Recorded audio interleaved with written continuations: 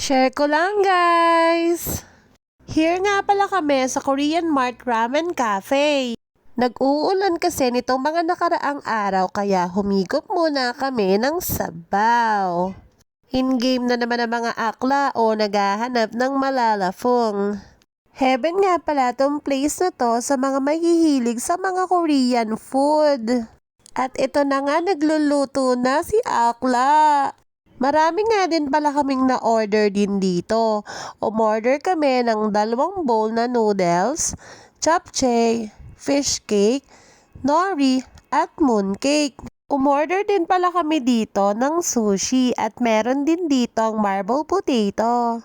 Kami din pala ditong kimchi at iba't ibang klaseng Korean sauce. Marami nga din pala ditong mga frozen meat na pwede nyong ilagay dyan sa mga noodles.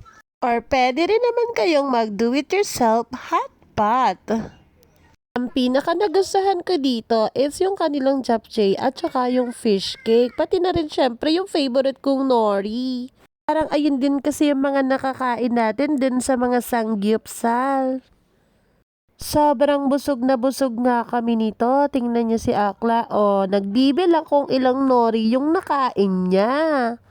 Sobrang sulit nga yung pera niyo dito kasi marami talaga kayong makakain at mabibili. Lalo na ngayon, tag-ulan, ang sarap humigop ng mainit na sabaw. Kaya ano pang iniintay nyo? Puntahan nyo na ito, andito lang ito sa may tabi ng Pansit Bato sa may Our Lady or Perpetual Help, Barangay Socorro. Tara na!